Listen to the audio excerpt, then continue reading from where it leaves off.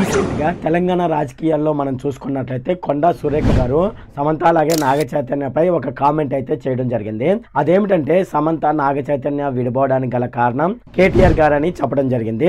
ఇది సోషల్ మీడియాలో ఒకప్పుడు కాంట్రవర్సీగా నిలిచింది. అటువంటి సమయంలో నాగార్జున గారు ఏం చేశారంటే కొండా సురేఖ గారి పైన 100 కోట్ల పరువు నష్టం దావా వేయడం జరిగింది. అసలు ఈ పరువు నష్టం దావా అనేది వేయడం వల్ల ప్రయోజనం ఉంటుందా, అలాగే 100 కోట్లు కొండా సురేఖ గారు నాగార్జున గారికి ఇస్తారా, ఈ పరువు నష్టం దావా అనేది ఎవరిపై వేయవచ్చు, వాళ్ళకు ఎటువంటి అర్హతలు ఉండాలి, ఈ వీడియోలో చూద్దాము. అంతేకాకుండా మనం చిరంజీవి కృష్ణ గారి సినిమాలు, పాత సినిమాలు మనం ఒకసారి చూసుకున్నట్లయితే హీరోలే కేసులను వాదించుకుంటాడు. అంటే ఆ సినిమాలో ఎవరినైతే నేరస్తుడిగా విలన్లు చెబుతూ ఉంటారో ఆ హీరోనే తన కేసును తానే వాదించుకుంటాడు. అసలు నిజంగా నిత్య జీవితంలో నేరస్తుడు ఎవరైనా సరే తన కేసును తానే వాదించుకునే అవకాశం ఉందా అనే విషయాలు మనం ఈ వీడియోలో డిస్కస్ చేద్దాము. ఈ వీడియోలోకి వెళ్లే ముందు నాదొక రిక్వెస్ట్ అనేది ఏంటంటే ఈ వీడియో కనుక మీకు నచ్చినట్లయితే ఇక్కడ కింద ఉన్న రెడ్ కలర్ సబ్స్క్రైబ్ బటన్ మీద అయితే ప్రెస్ చేయండి. ఇలా మీరు రెడ్ కలర్ సబ్స్క్రైబ్ బటన్ మీద ప్రెస్ చేయడం వల్ల నేను చేసిన ప్రతి ఇన్ఫర్మేషన్ వీడియో అనేది అందరికంటే ముందు అప్డేట్ రూపంలో మీ మొబైల్ కి అయితే చేరిపోతుంది. ఇప్పుడు మనం వీడియోలోకి అయితే వెళ్ళిపోదాం. మనం చూసుకున్నట్లయితే మన నిత్య జీవితంలో మనం డైలీ న్యూస్ పేపర్ గానీ లేదంటే సోషల్ మీడియాలోనైనా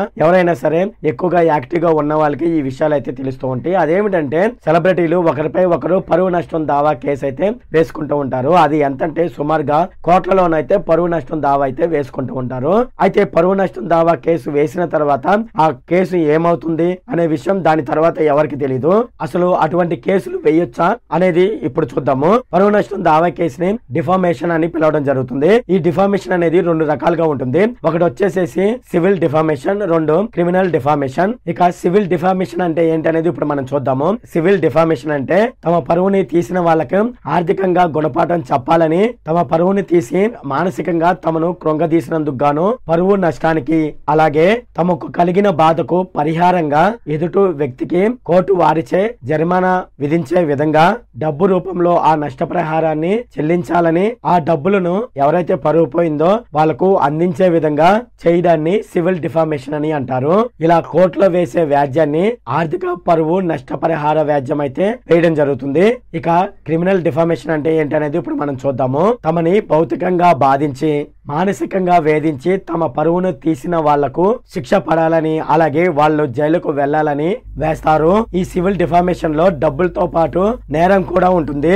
సివిల్ డిఫామేషన్ అయితే కోర్టు వారు సివిల్ డిఫామేషన్ వేసిన పిటిషనర్ ఆర్థిక పరిస్థితి అలాగే అవతల పక్షం అదర్ సైడ్ లేదంటే రెస్పాండెంట్ వారి ఆర్థిక పరిస్థితి, ఇరు పక్షాల ఆర్థిక పరిస్థితి అలాగే బోత్ పార్టీస్ యొక్క ఎకనామిక్ స్టేటస్ ని పరిగణలోకి తీసుకోవడం జరుగుతుంది. అలాగే ఇరువురికి ఆర్థిక పరిస్థితి బాగుంటేనే, అంటే ఎవరైతే కేసు వేశారో వాళ్లకు, ఎవరిపైనైతే కేసు వేశారో వాళ్ళ యొక్క ఆర్థిక పరిస్థితి బాగుంటేనే ఈ కేసును అయితే ఫైల్ చేయడం జరుగుతుంది.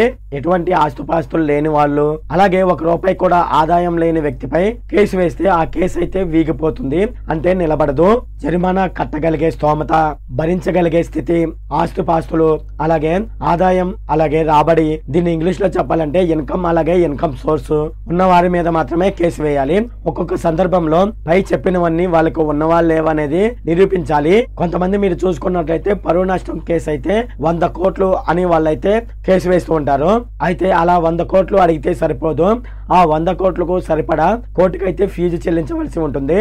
అయితే ఊరికే పరువు నష్టం కేసు వేస్తే సరిపోదు. దానికి సంబంధించిన సాక్ష్యాలను అయితే జడ్జి గారికి చూపెట్టవలసి ఉంటుంది. అది ఏ విధంగానంటే వీడియో, ఆడియో సాక్ష్యాలు అలాగే డాక్యుమెంట్ సాక్ష్యాలు ఏమైనా ఉంటే అవి, అలాగే ఎవరైనా సరే కంటితో చూసిన వాళ్ళు ఉంటారు కదా సాక్ష్యంగా, వాళ్ళు అలాగే విన్నవారు కూడా కోర్టుకు వచ్చి జడ్జి గారి ముందు సాక్ష్యం అయితే చెప్పాలి. ఊరికే పరువు నష్టం కేసు వేస్తే సరిపోదు. దానికి సంబంధించి పైన చెప్పినటువంటి సాధక బాధలు కూడా చాలా ఉంటాయి. ఇక సివిల్ పరువు నష్టం కేసు మనం చూసుకున్నట్లయితే ఏదేదో మాట్లాడి ఎదుటి వారిపై కేసు వేయడం అనేది సాధ్యం కాదు, నిరూపించవలసి ఉంటుంది. అందువల్ల ఈ కేసులు ఏదో ఒక రూపంలో వీగిపోతూ ఉంటాయి. కోర్టులలో నష్టం అడిగిన సివిల్ డిఫామేషన్ కేసుల్లో ఇరు పక్షాల యొక్క సాంఘిక పరిస్థితి, సమాజంలో వారి యొక్క ప్రవర్తన, ముఖ్యంగా వారి యొక్క ఆర్థిక పరిస్థితులను పరిగణలోకి తీసుకుని ఆ కేసులను అయితే నడుపుతూ ఉంటారు. అయితే ఈ కేసులను మనం చూసుకున్నట్లయితే వీటిలో రిజల్ట్ అనేది చాలా తక్కువగా ఉంటుంది, కానీ వాయిదాలు మాత్రం ఎక్కువగా ఉంటాయి. ఇరుపక్షాల న్యాయవాదులు తమ వాదనలను కోర్టులో వినిపించవలసి ఉంటుంది. ఈ క్రమంలో ఈ కేసు సుదీర్ఘ కాలం పాటు అయితే నడుస్తూ ఉంటుంది. ఇలా వాయిదాలు వేస్తున్న క్రమంలో ఇరుపక్షాలు ఎవరైతే కేసు అయితే వేసుకుంటారో ఒకరిపై ఒకరు వాళ్ళైతే తమలో తామైతే రాజీ పడడం జరుగుతుంది. ఇటువంటి కేసులు చాలా అయితే అయ్యాయి. ఒకవేళ వాళ్ళు రాజీ పడలేదనుకోండి, ఈ కేసులు 10 సంవత్సరాలు కూడా నడిచిన దాఖలాలు ఉన్నాయి. కేసు వేసిన వ్యక్తి తమ ప్రత్యర్థి తమను కించపరిచాడని, అలాగే తమ పరువుకి నష్టం కలిగించాడని అన్ని విధాలుగా సాక్ష్యాలు చూపించగలిగితే అలాగే కేసు గెలవడం కూడా జరుగుతుంది. అంటే సాక్ష్యాధారాలు పక్కాగా ఉంటే కేసు గెలుస్తారు. అప్పుడు ప్రత్యర్థి కోర్టు వారు వేసిన జరిమానాన్ని డబ్బుల రూపంలో చెల్లించవలసి ఉంటుంది. దీనికి ఉదాహరణ అయితే నేనైతే చెప్తాను. అదేమిటంటే నిర్మాత అయిన అల్లు అరవింద్ గారి గురించి చాలా మందికి తెలిసే ఉంటుంది. మనకు చిరంజీవి గారు ఉన్నారు కదా, చిరంజీవి గారి బామర్ది అనమాట ఆయన. అయితే ఆయన జీవిత రాజశేఖర్ పై పరువు నష్ట దావా కేసు వేయడం జరిగింది. అయితే ఈ కేసు సంవత్సరాల తరబడి అయితే కొనసాగింది. 12 సంవత్సరాల తర్వాత ఈ కేసు అయితే ఒక కొలిక్కి వచ్చి అల్లు అరవింద్ గారికి అనుకూలంగా తీర్పు రావడం జరిగింది. ఆ కేసును చూస్తే ఒకసారి మనకు అర్థమవుతుంది. అయితే ఒక్కొక్క సందర్భంలో అయితే నేరం చేసిన వాడు తన కేసును తాను వాదించుకునే అవకాశం ఉందా లేదా అనేది ఇప్పుడు మనం చూద్దాము. మనం సినిమాలో చూసినట్లయితే హీరో గారే తమ కేసును తమే వాదించుకుంటారు ఒక్కొక్క సందర్భంలో. అది నిత్య జీవితంలో కూడా చేయొచ్చు. కాకపోతే కొన్ని ఇబ్బందులు అయితే ఉంటాయి.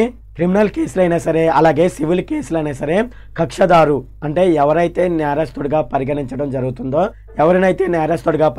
జరుగుతుందో ఆ వ్యక్తి అంటే నేరస్తుడు తనకు తానే ఆ కేసును వాదించుకునే అవకాశం అయితే ఉంది. కాకపోతే కేసులను వాదించుకోవడానికి న్యాయవాదిని పెట్టుకోవడం చాలా మంచిది. ఇక కోర్టు ప్రొసీజర్స్ చూసుకున్నట్లయితే అవి చాలా సంక్లిష్టంగా ఉంటాయి. లాయర్ను పెట్టుకోకుండా తమకు తామే ఎవరైనా కేసు వాదించుకుంటున్నారనుకోండి, అటువంటి సమయంలో కోర్టు సమయం అయితే వృధా అవుతుంది. అందుకే లాయర్ను పెట్టుకోవడం మంచిది. ఒకవేళ పేదరికం వల్ల లాయర్ను పెట్టుకునే స్తోమత లేకపోతే అటువంటి సమయంలో మనం కోర్టుకు ఒక అర్జీ పెట్టుకున్నట్లయితే లీగల్ ఎయిడ్ న్యాయ సహాయం ప్రకారం ఒక న్యాయవాదిని నియమించి ఆ న్యాయవాదికి ఫీజు కూడా ప్రభుత్వమే చెల్లిస్తుంది. ఇక్కడ నేను చెప్పినటువంటి అన్ని కేవలం ఎడ్యుకేషన్ పర్పస్ కోసం మాత్రమే, అంటే మీకు ఒక అవగాహన రావడానికి మాత్రమే. ఎవరైనా సరే ఈ డిఫామేషన్ కేసు వేయదలుచుకున్నప్పుడు మీరు తప్పనిసరిగా న్యాయవాదిని అయితే సంప్రదించండి. అది చాలా ఉత్తమమైన పని. అంతేగాని సోషల్ మీడియాలో వీడియో చూసి అది కరెక్ట్ అనుకోకూడదు. అందులో చిన్న చిన్న తప్పులు కూడా ఉంటాయి. సో మీరు ఎవరైనా సరే పరువు నష్టం కేసు వేసేటప్పుడు తప్పనిసరిగా న్యాయవాదిని అయితే సంప్రదించండి. ఇది ఫ్రెండ్ ఈ వీడియోలో. ఫ్రెండ్ ఈ వీడియో కనుక మీకు నచ్చినట్లయితే ఇక్కడ కింద ఉన్న రెడ్ కలర్ సబ్స్క్రైబ్ బటన్ మీద అయితే ప్రెస్ చేయండి. అలాగే ఈ వీడియోని మీ ఫ్రెండ్స్ అండ్ ఫ్యామిలీ మెంబర్స్కి అయితే షేర్ చేయండి. అలాగే ఈ వీడియోకి సంబంధించి ఏమైనా కామెంట్లు ఉన్నాయి అనుకోండి, నాకు తప్పనిసరిగా కింద ఉన్న కామెంట్ సెక్షన్లో అయితే తెలియజేయండి. ఈ వీడియో అంతే friend. Okay, thank you friend.